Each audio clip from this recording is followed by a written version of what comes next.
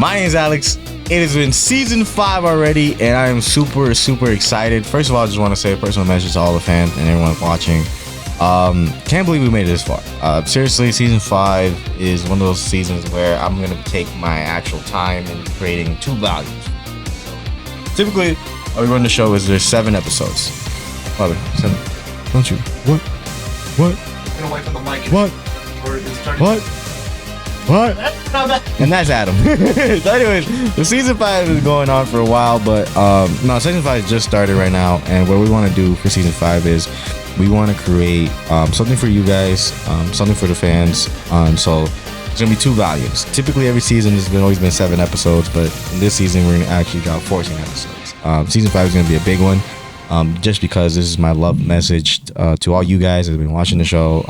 I started with just myself, literally just myself. It was just me, my laptop, Kevin, who was my peer, and we just started to play video games together.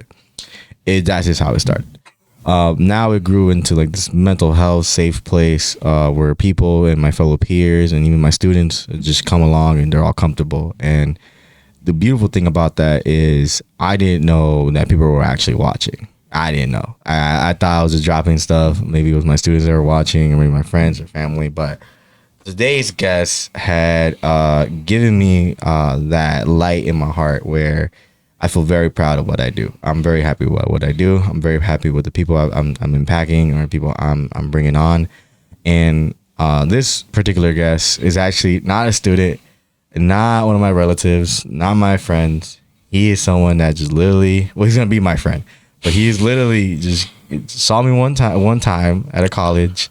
He didn't recognize me at first. We had this little like deer in the headlights moment. We're just looking at each other like this. And we finally came across that we knew each other. Without further ado, I'm gonna let him introduce himself. But right here we have Big Al. My boy Big Al, what's up? What's up? How you doing, brother? Good. How you feeling? I'm good. So before you go on and tell your name or anything like that, tell people how we met. Man, I was chilling by myself. I walked out, like I saw everybody, like they was cleaning up, doing something. I didn't know who they was at first. So I was just like, mind my business. I was just sitting there, just on my phone. Alex came out of nowhere, just clean up too. I'm looking, I'm like, I was like, I know him somewhere. Like, I saw him somewhere. I asked him, I said, hey, you did a show with my friend Eric? And he was like, you, at first he said, that's you, yeah. And I'm like, nah. He said, oh, I remember you. And we got hype and we talked for a little bit, and we're here now, and here we go. Oh man, it was a pleasure meeting you, and I think it was one of those moments because first of all, I didn't know. I thought it was AI. All right, first of all, I thought it was AI. It's Al. Where did Al come from? I know you have your name. You said. My real name is Amomin, but the first 2 letters is AL. So like my mom, my family members call me Al. Mm-hmm. And they just call me Al since I was a kid. So everybody else just call me Al or Big Al. So awesome. Everybody started calling me Big Al like my high school year. So like, and I've been Big Al since. Okay, cool. And how old are you? 18. 18. You know what? Y'all bringing up like I got 19-year-olds, I got 18-year-olds on the show. This is pretty cool. So tell me about you being 18 years of life already. Talk about us in high school. I think everyone, when they get into high school, that's where it's a peak, right? Yeah. How were you in high school? I know you did wrestling as well, right? Talk about that. Yeah, I was the first freshman, we were the first class come out after COVID. So like, it was, for me, I was a big heavy kid. Like I'm big now, but it was like a big heavy kid before anything. Mm-hmm. So like I started doing a little bit of football, a little bit, but I quit my freshman year, and I started wrestling my freshman year, and started doing my thing, and I started meeting new people, like seeing people, learn myself, and being a kid, like being a 14-year-old kid, just being slow, being dumb, just living their life. And I was just a nervous, shy kid. Didn't really make that many friends, but people know me a lot. But I didn't really have really good friends. I was getting bullied my freshman year, and I lost all that weight during wrestling. Like I was like 280, and I went down to like 215. And we started doing sports. I started playing football my sophomore year, and doing that wrestle, like being cool. That was cool. Now I was believing in myself and being cool with people, and making new friends and seeing new people for different schools for sports. And didn't wrestle my senior year. My junior year. I mean, and it was like, me personally, I was really mental health is really serious out here. I'll always say, because like it's always like behind the scenes we was talking like mental health. We always need to take a break. Yeah. Always. So like I take a year off of wrestling because that was mostly taking my mental down. And senior year came back. I was one of the known people my senior year. Everybody knew me who I was. So like came back and whooped some butt in wrestling and football and graduated. And I was a class of 2025. And now here, and I became Big Al. Big Al in the building. Big Al in the building. Yes, sir. So, talk to me about freshman year. I think freshman year, and I can relate to that too, where I was a big kid. Like I grew up as the big kid. Like I got family photos of myself eating like a big burger. Like it's just like I'm like this. So I've always had those type of photos, or I've always was considered like a big kid as well. I did wrestling in elementary, but it wasn't that serious. But I remember my coach was like, I don't know if it was a compliment, but he was like, your size is perfect for wrestling. And, you know, for me, it's like, it's so interesting that in one aspect of what we do or in sports, your weight and all this is accepted. But when you step out of that, it's not. People will start bullying you. People will call you names. Like, talk if you don't mind, talk a little bit about, you know, the bullying aspect in freshman year. Like, how did you get over that? How did it started? Because most of the times, you know, kids like to pick on just the big dudes, right? Yeah. The way how I get over it was nobody really know me. Like people just started judging. So you know what I mean? So like when I started doing wrestling, they was like, "Oh, it was a big kid. It was a big kid." Like I said, personally, I'm not that big. I'm stronger than half of the people in the room.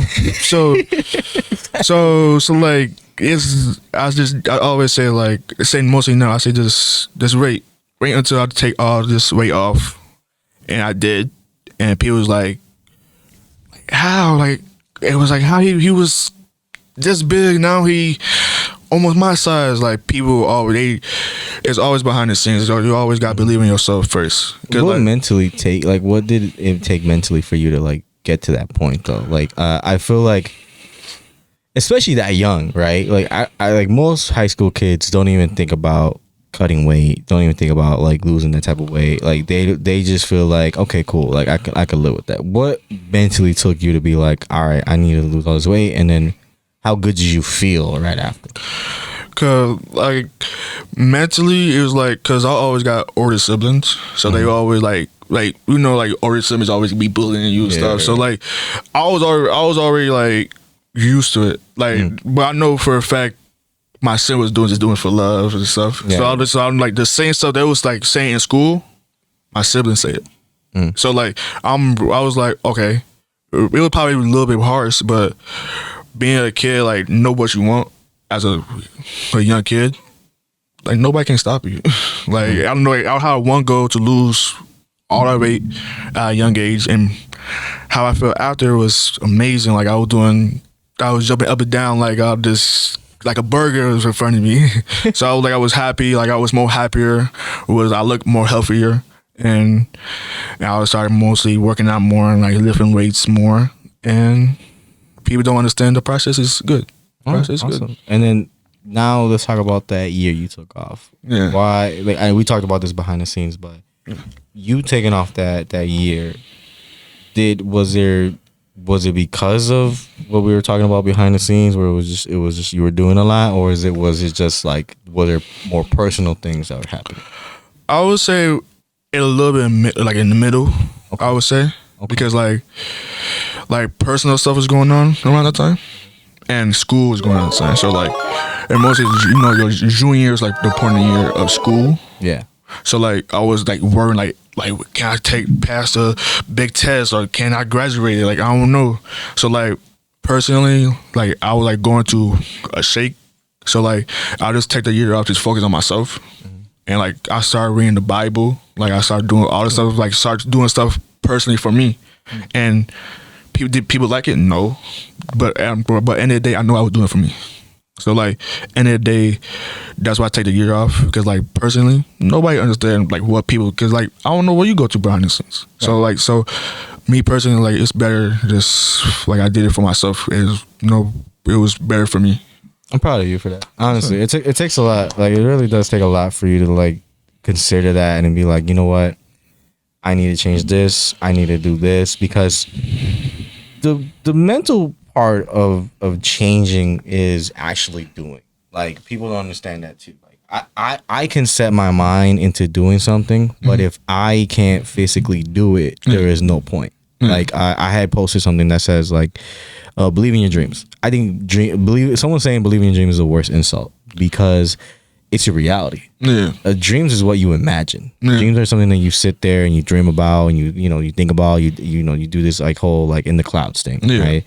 You work on your reality, and that has to take up work mentally, physically, like, and you being that young, man, I gotta give props to you, and give props, because I don't know other young teens at the time that I was around with. I mean, most of my friends were just, they were just goofing around. They were just like, oh, I'm going to get a check after high school. None of them took their career seriously. Like, to me, like, if God gifted you with tools, right? A strong body, a strong mindset, wonderful parents, right? And even then, if they're not even that wonderful, like, God's giving you these gifts and you have to take it to the next level. Like, I always tell people this, like, just because you're God-given talent doesn't mean you don't have to work on it. Like, for real. Like, and then even then, like, hard work also pays off that talent. We see it constantly in other times. Like, for you, I think I definitely want to give you credit where credit's due. But then talk about, your upraising. I think that has I definitely think like what you think now is definitely had to be like from your parents or from your upbringing. Yeah. My parents was really all like on me.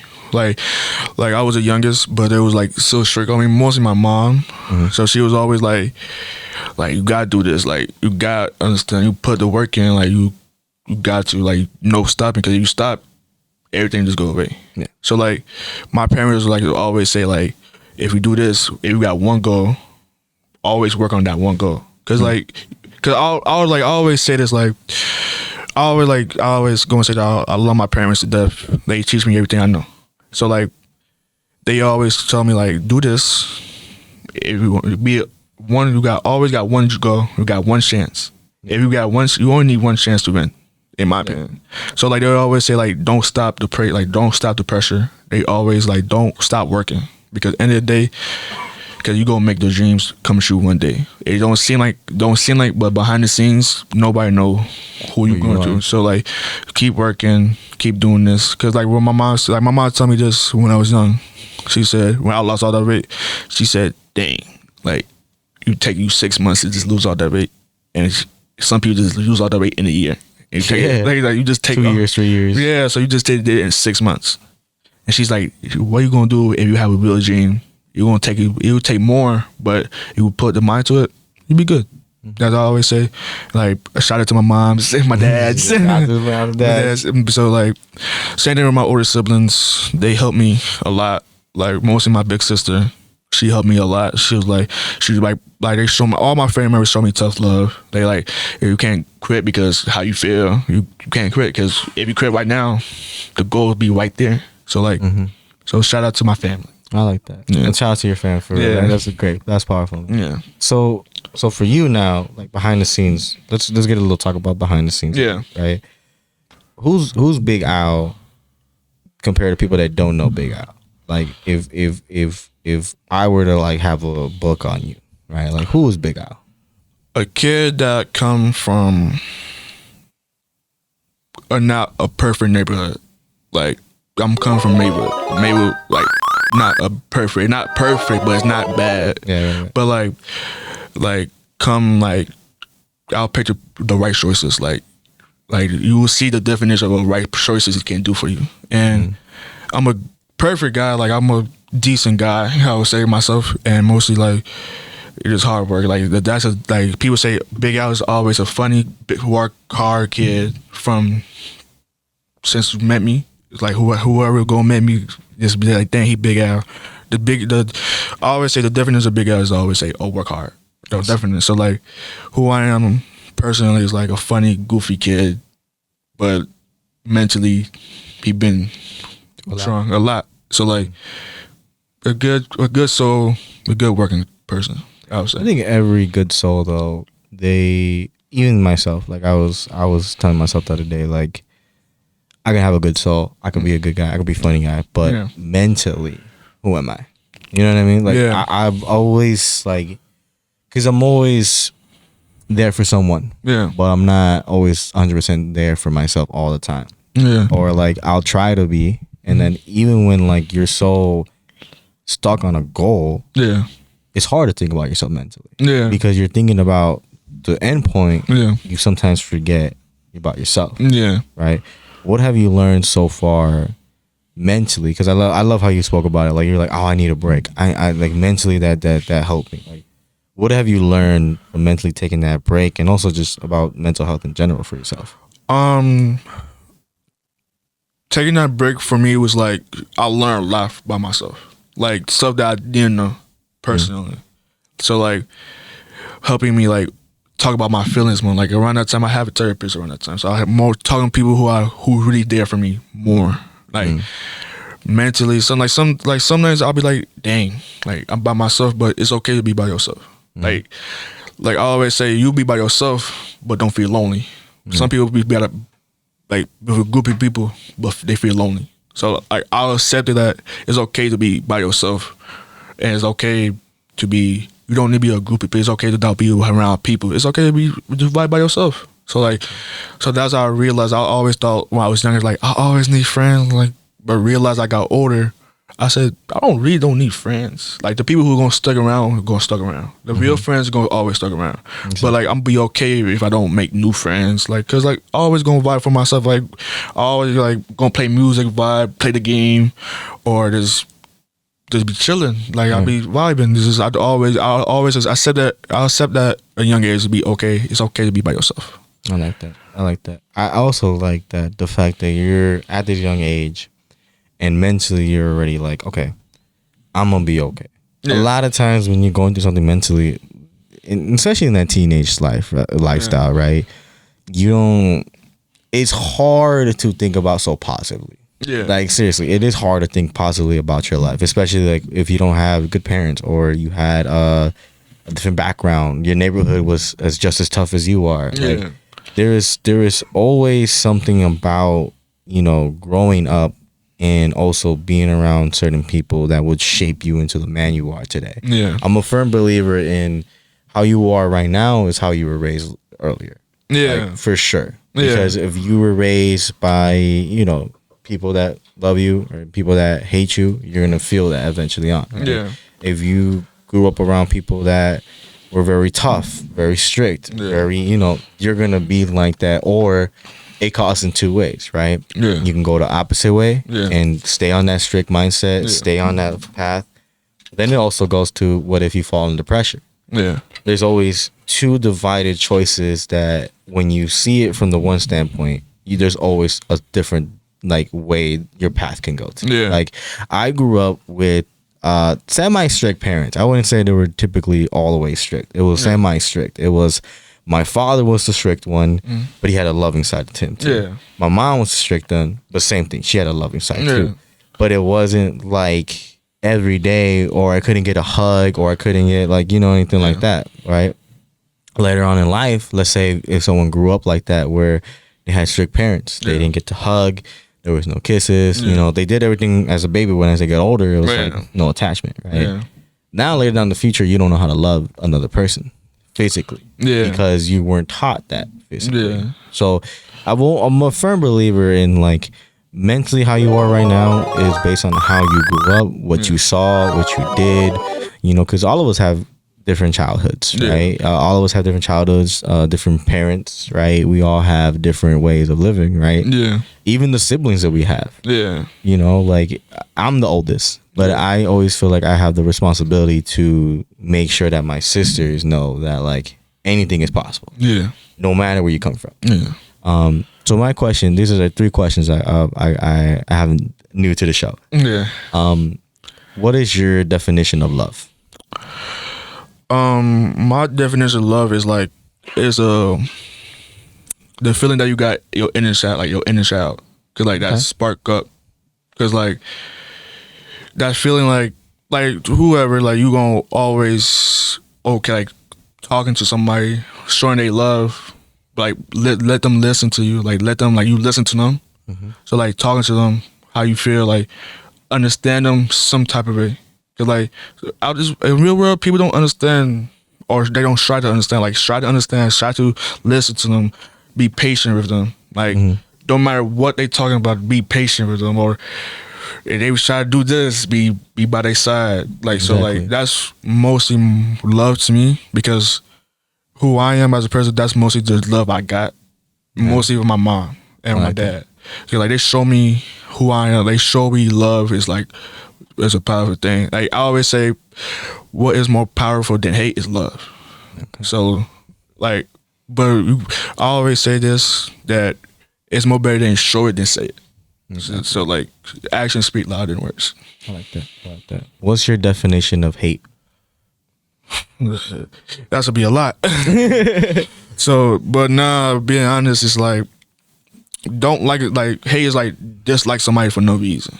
Like you hate that person enough to be like to not win. Like me personally, it's stupid to me. Like why you hate somebody that bad to like don't want to win in life? Like you hate what they do. They hate what they look like. It's every little thing they do. You hate it. Like you hate they exist in life. That's the definition to hate for real. Okay, and then my last one out of the 3. What's your definition, knowing the love and hate? Yeah. What is your definition of life and how people should live life? Like, and here's why I'm asking these 3 things. I think mental health is based on a lot of things. One of the cute things that I've noticed doing the show is love and hate. Yeah.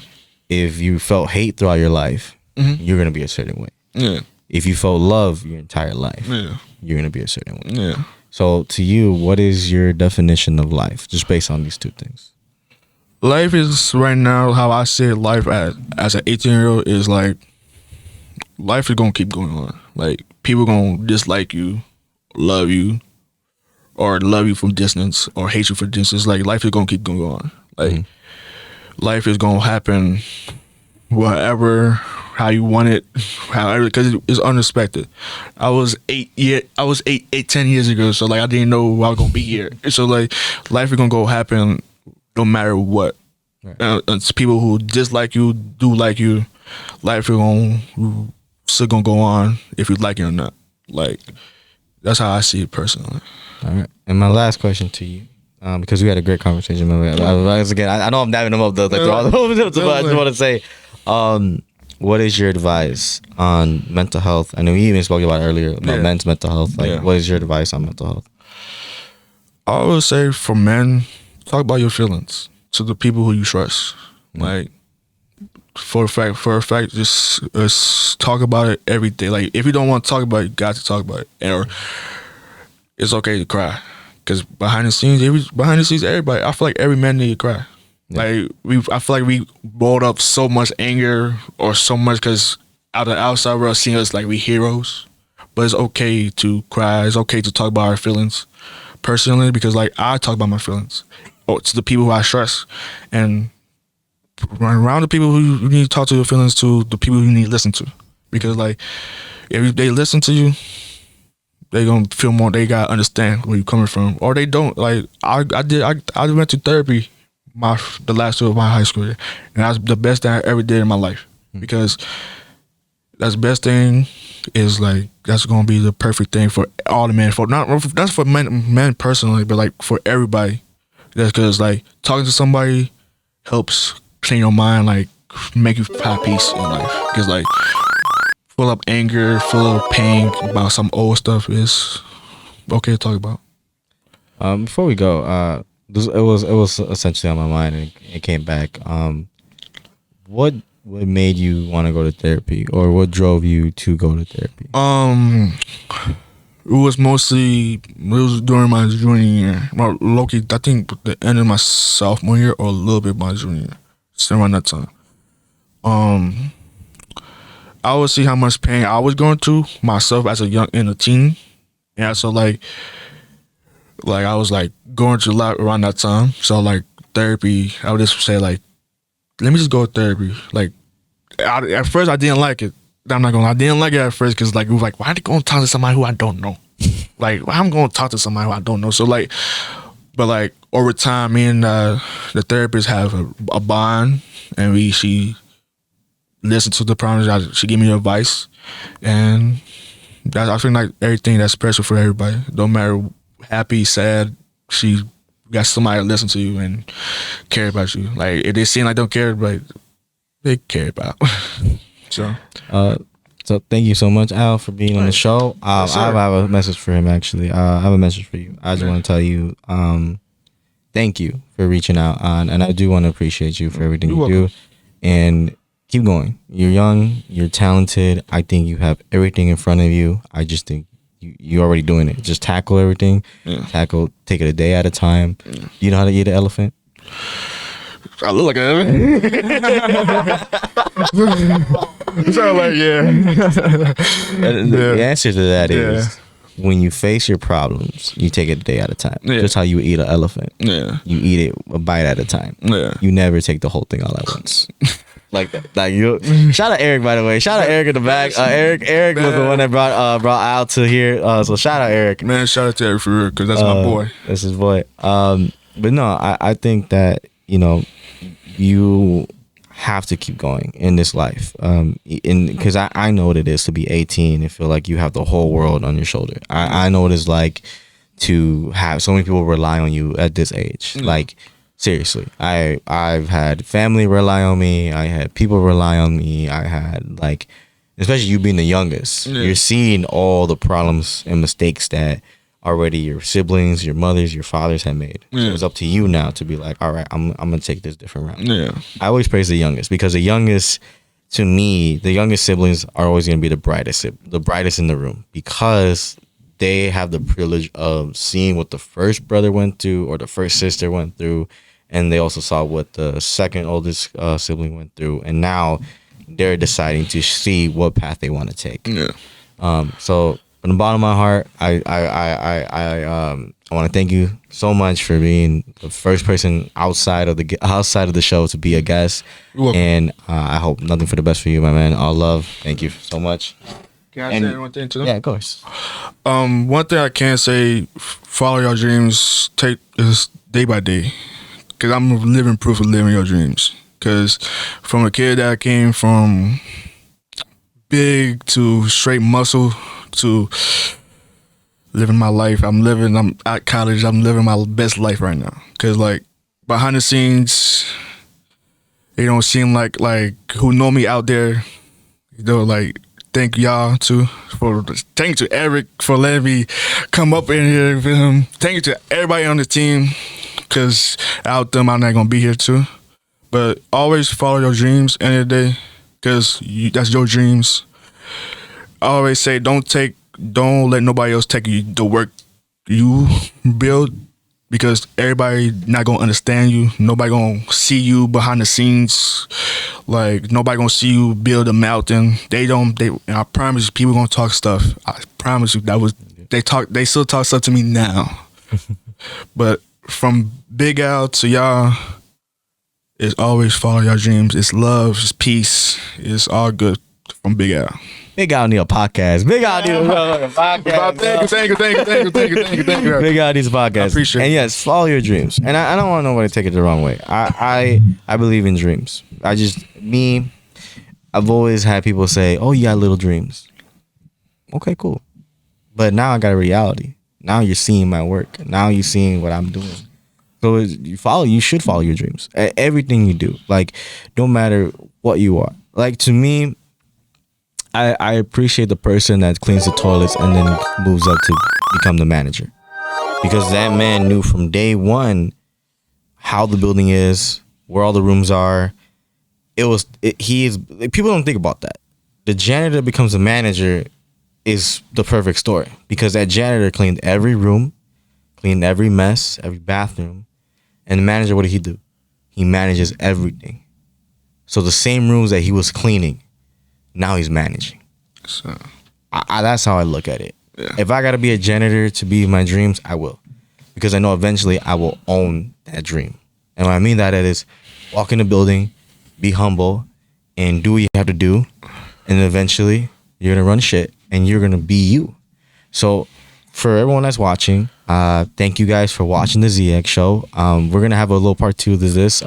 Notice that we didn't play any games because, like I told y'all, the goal of this is that if people from the outside want to join the show, cool. Let's hang out. Let's get to know each other even more. And I'm not gonna just do the podcast with you. I'm not gonna have Big Al just come up here and just say what's up to y'all. Like, this is something that I want to build because he's part of a community now. We're all part of a community. We all want the same thing that you guys want, and that's to better your mental health, how to help your mental health. And honestly, if you are watching this, go to a therapist. Talk to someone. If you're having suicidal thoughts, please call the hotline. If you or your loved one, whoever you know, is going through the same thing, please. There's different hotlines. There's different support. There's different things. And if you are a charity, and if you want the show to help you, we wouldn't mind.